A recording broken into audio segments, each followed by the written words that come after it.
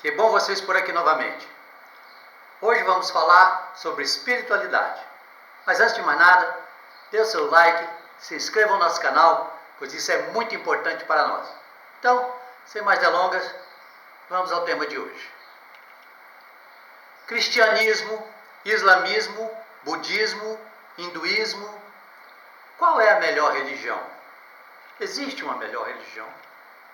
Uma religião pode ser melhor que as outras? Vamos falar sobre isso. Não existe uma religião melhor que a outra. No entanto, existem religiosos melhores ou piores que outros.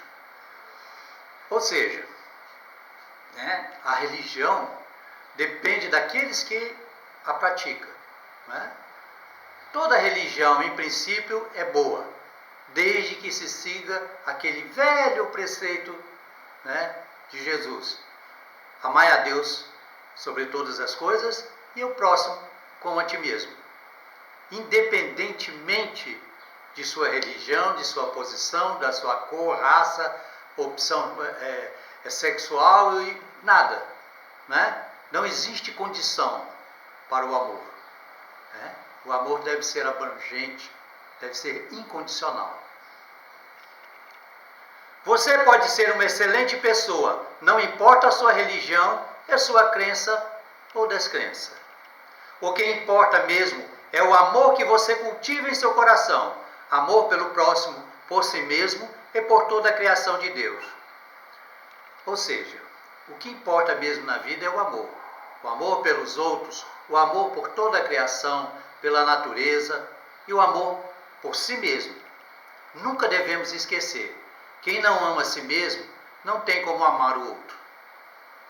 O que pode tornar qualquer religião ou não religião, no caso aí o ateísmo, ruim e nociva é o extremismo e o fanatismo que separa as pessoas entre nós e eles. Ou seja, com religião ou sem religião, o que importa mesmo, o que faz a diferença e torna a pessoa pior do que ela já é o fanatismo e o extremismo. Essas são as chagas da humanidade. De um lado, temos o fanático religioso, fiscal da vida e da cama alheia, sempre preocupado em julgar e condenar quem pensa diferente dele.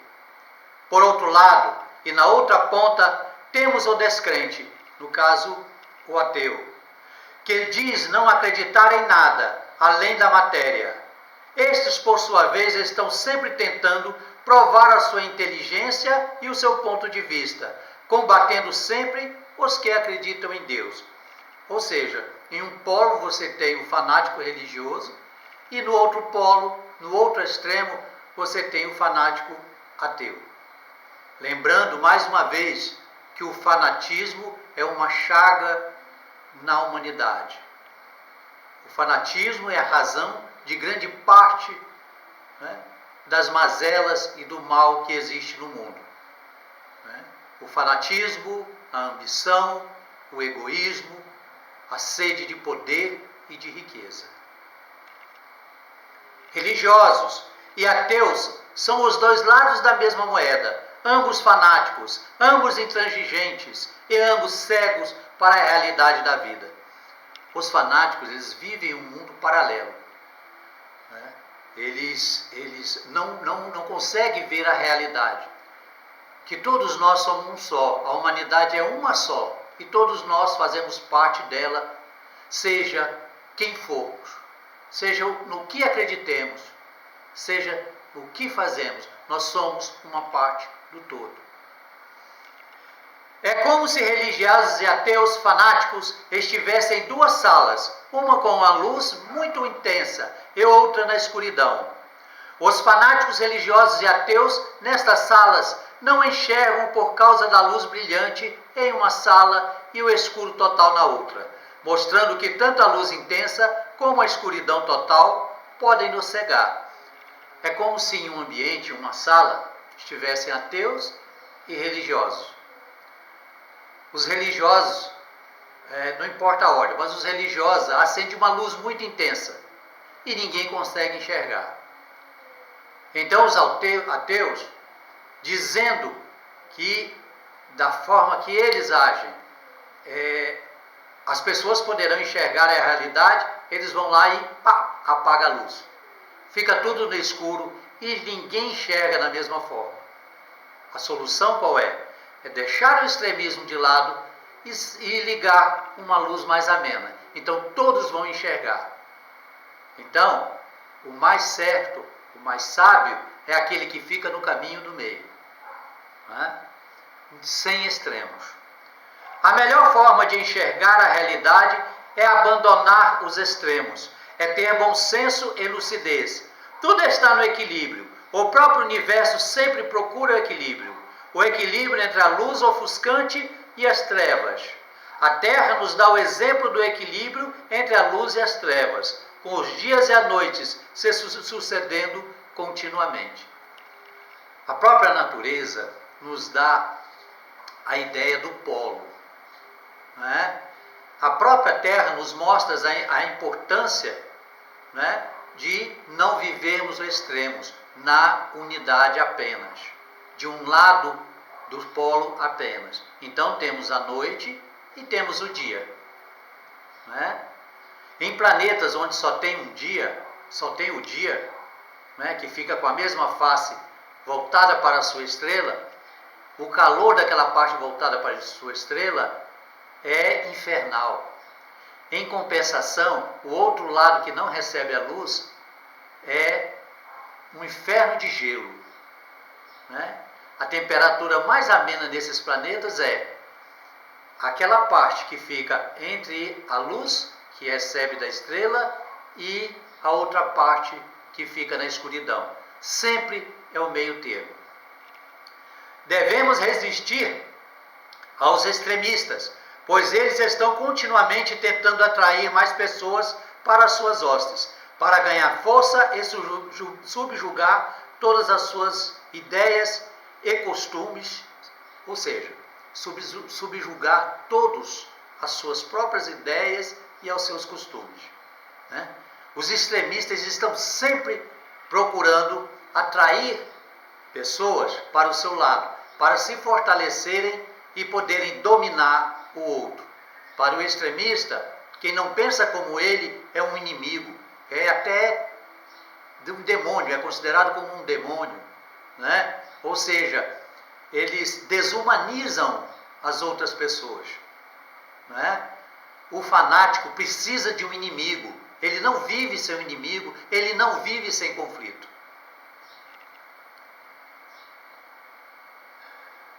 Não os subestimem. Se não forem enfrentados, os extremistas podem causar um enorme mal para a sociedade e para as pessoas, comprometendo o seu futuro e o futuro de outras pessoas na Terra e no mundo espiritual, né? Então vemos aí que os extremistas sempre procuram alguém para perseguir, né? Seja por qual motivo for, né? Eles perseguem as pessoas pelos costumes, né, que essas pessoas têm, pela sua religião, pela cor da sua pele, pela sua opção sexual. O importante para eles é ter um inimigo, pois eles só se sentem bem no conflito, eles não se sentem bem na paz. Eles não conseguem viver em paz. Por isso eles cultivam o ódio. Na Terra, os extremistas destroem relacionamentos de amizade e de família, ao jogar uns contra os outros. Eles seduzem as pessoas pelo medo de inimigos imaginários ou pela ganância. Os extremistas sempre eles arrumam um inimigo para que as pessoas, por medo, se aliem a eles e eles se fortaleçam.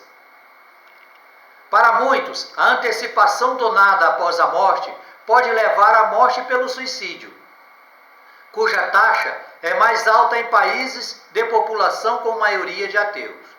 Por que continuar a viver se a vida perdeu a graça, se perdeu a saúde ou os bens materiais?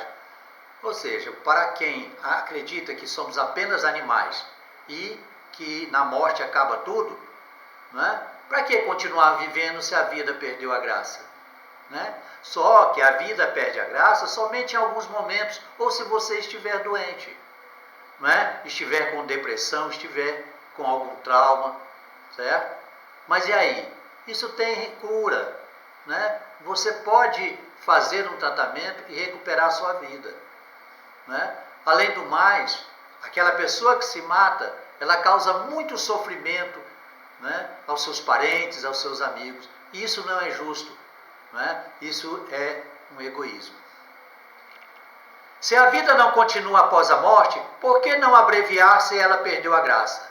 Mas é sabido as consequências espirituais para quem comete o suicídio. O primeiro castigo para o suicida é compreender que a morte não é real e que ele só conseguiu agravar seus problemas. Ou seja, ao chegar do outro lado, né, o suicida se decepciona, porque ele vê que os problemas continuam, porque os problemas estão em sua mente. Então, a primeira coisa, o primeiro castigo, entre aspas, né, é a decepção, o arrependimento, né, de ver que, em vez de melhorar, os seus problemas somente se agravaram. E o sofrimento daqueles que ficaram o atingem através da força do pensamento. O ateísmo fanático pode também comprometer por um bom tempo a readaptação do espírito após a morte, por se recusar a aceitar a desencarnação, perdendo muito tempo no umbral e atrasando a sua evolução. Já que para o ateu que admite que possa estar errado, é mais simples, se vê vivo após o túmulo, aceita a nova realidade e segue em frente. Ou seja, mesmo o ateu que não é fanático, né, que é o ateu que admite a possibilidade de estar errado, né, quando ele morre e se vê vivo, que a vida continua, né, ele aceita e segue em frente. Ou seja, não sofre maiores prejuízos, a não ser, né, que ele tenha incentivado outras pessoas a ser ateu e essas pessoas, em virtude disso, tenha cometido algum desatino. Aí sim, ele vai responder pela lei do karma. Então, o melhor caminho é o caminho do meio, utilizando o raciocínio, o bom senso e a intuição. Seja você religioso ou ateu, você deve aceitar que ninguém é o dono da verdade. Deve tentar sempre se tornar cada vez melhor para o mundo e para si mesmo. Ou seja em que você acredite, você deve se tornar melhor a cada dia. Você deve retornar para o mundo espiritual ou para o túmulo, como querem alguns, deixando esse mundo um pouquinho melhor e se tornando um pouquinho melhor, né? Se você acredita que não existe nada após o túmulo, pelo menos você deixará o mundo um pouquinho melhor e um bom exemplo para os seus filhos, para os seus netos e para a sociedade como um todo. Deve ter uma religião ou não ter nenhuma. Isso não é o mais importante. Importante mesmo é você se sentir bem consigo mesmo. Amar o outro como ele é. Se amar como você é. Não dá para amar os outros não amando a nós mesmos. E se não nos amamos, jamais seremos felizes. Como podemos ser felizes ou tornar as outras pessoas felizes sem amarmos a nós mesmos? Não adianta você só amar os outros. Você precisa se amar. Porque se amando você será feliz. E sendo feliz, você automaticamente você desejará que os outros também sejam felizes. Porque uma pessoa feliz ao lado de pessoas felizes, né, a sua felicidade aumenta, ela se completa na felicidade dos outros. É muito importante que você procure sempre se tornar uma pessoa melhor, pois desta forma, você ao partir deixará este mundo um pouco melhor para as futuras gerações. Não é este um maravilhoso propósito de vida? Namastê. E ficamos por aqui, por hoje. Agradeço a todos vocês o apoio, né, e por prestigiar o nosso canal. Desejo que Deus os ilumine, os abençoe, que Deus nos ilumine o nosso caminho, que ilumine o nosso caminho, a nossa vida, a vida dos entes que nós amamos, a vida de todo mundo, né? Que proteja aqueles que sofrem, que proteja aqueles que neste momento estejam passando por dificuldades, né? Seja as quais forem, que Deus nos dê paz, saúde, felicidade e equilíbrio. E até uma nova oportunidade, se Deus assim o permitir. Tchau!